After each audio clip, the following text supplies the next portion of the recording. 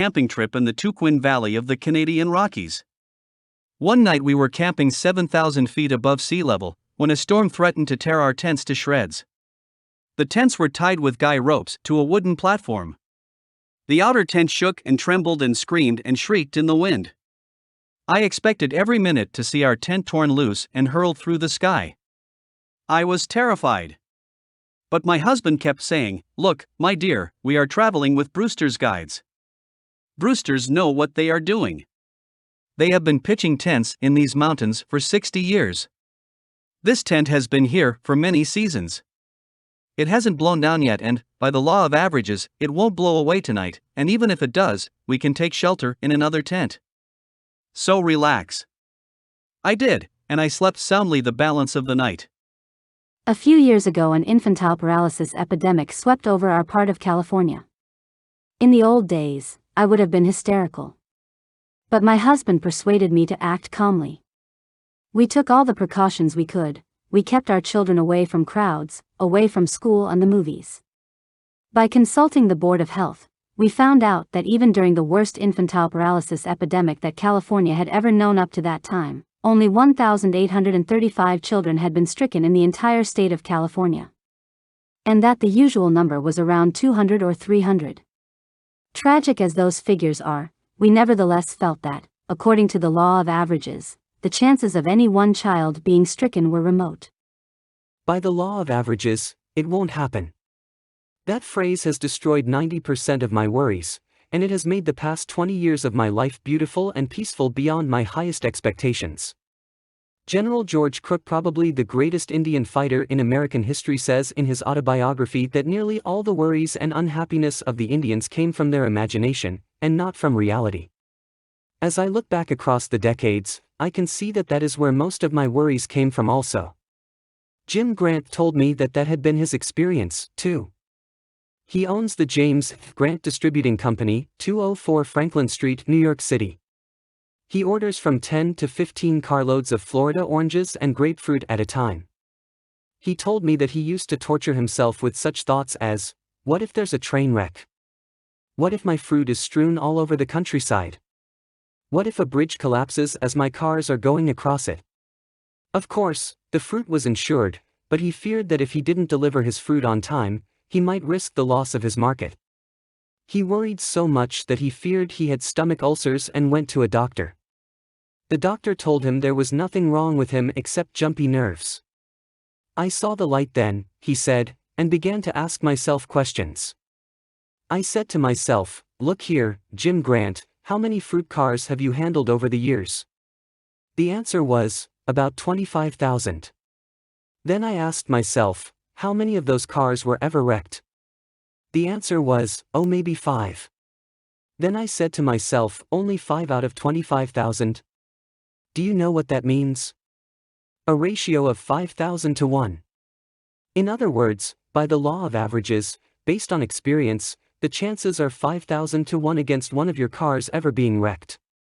So what are you worried about? Then I said to myself, well, a bridge may collapse. Then I asked myself, how many cars have you actually lost from a bridge collapsing? The answer was none. Then I said to myself, aren't you a fool to be worrying yourself into stomach ulcers over a bridge which has never yet collapsed, and over a railroad wreck when the chances are 5,000 to 1 against it? When I looked at it that way, Jim Grant told me, I felt pretty silly. I decided then and there to let the law of averages do the worrying for me, and I have not been troubled with my stomach ulcer since.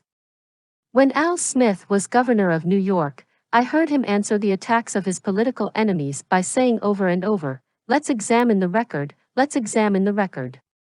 Then he proceeded to give the facts. The next time you and I are worrying about what may happen, let's take a tip from wise old Al Smith.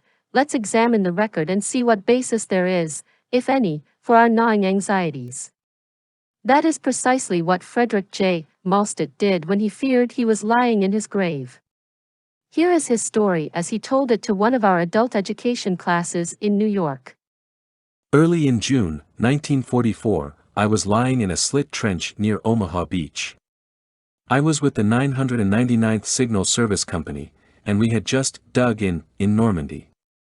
As I looked around at that slit trench, just a rectangular hole in the ground, I said to myself, this looks just like a grave. When I lay down and tried to sleep in it, it felt like a grave. I couldn't help saying to myself, maybe this is my grave. When the German bombers began coming over at 11 p.m., and the bombs started falling, I was scared stiff. For the first 2 or 3 nights I couldn't sleep at all. By the 4th or 5th night, I was almost a nervous wreck. I knew that if I didn't do something, I would go stark crazy. So I reminded myself that 5 nights had passed, and I was still alive, and so was every man in our outfit. Only 2 had been injured, and they had been hurt, not by German bombs, but by falling flak from our own anti-aircraft guns.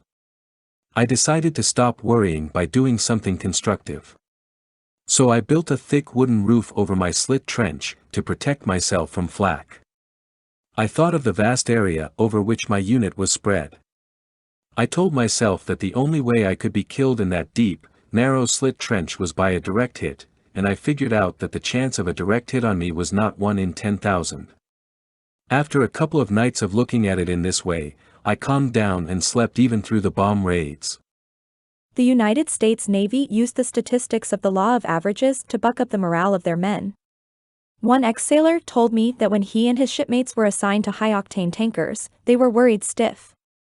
They all believed that if a tanker loaded with high-octane gasoline was hit by a torpedo, it exploded and blew everybody to kingdom come. But the U.S. Navy knew otherwise, so the Navy issued exact figures, showing that out of 100 tankers hit by torpedoes 60 stayed afloat, and of the 40 that did sink, only 5 sank in less than 10 minutes. That meant time to get off the ship. It also meant casualties were exceedingly small. Did this help morale? This knowledge of the law of averages wiped out my jitters, said Clyde W. Maas, of 1969, Walnut Street, St. Paul, Minnesota, the man who told this story. The whole crew felt better. We knew we had a chance, and that, by the law of averages, we probably wouldn't be killed. To break the worry habit before it breaks you, here is Rule 3, let's examine the record. Let's ask ourselves, what are the chances, according to the law of averages, that this event I am worrying about will ever occur?